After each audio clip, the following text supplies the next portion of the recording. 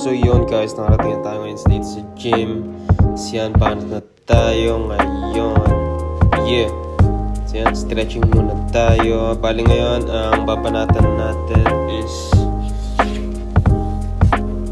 chest and legs.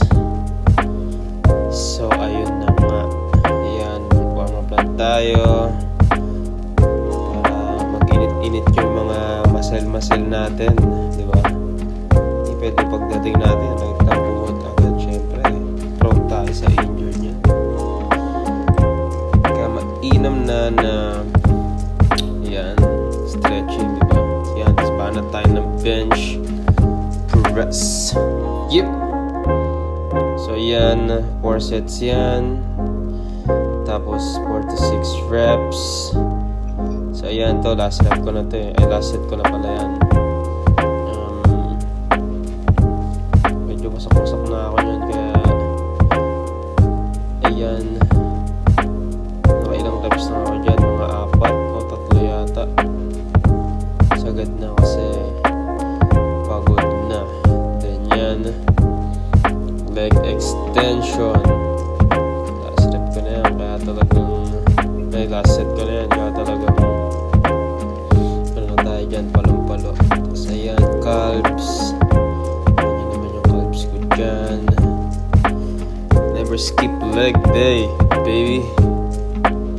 Yes sir. So ayan, same. Dito ang ginawa ko lang is 4 sets din, pero maraming reps. Ayan, until failure ako dyan lagi kasi gusto ko na-maximize yung calves ko, man. So yan, last set.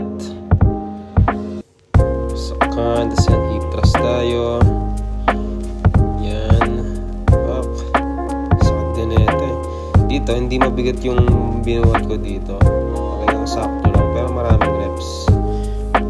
Sagad-sagad talaga yung reps ko rin dito eh. Talagang till failure din eh.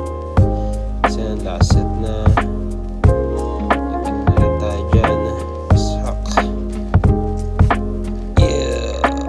Talaga naman pinipilit ko yan, man. Sakit na talaga yan, pero okay lang.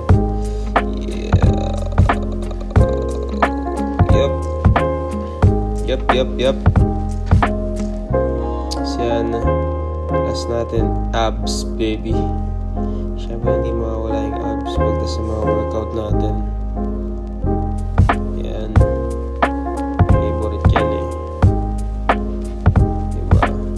Never skip legs and abs, baby. Diba?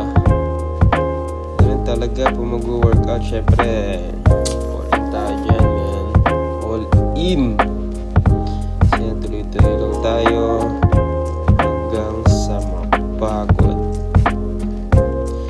Yeah, hilit ko ba yan?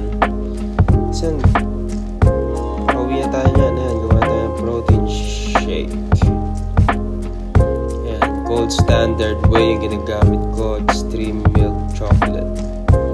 Yeah.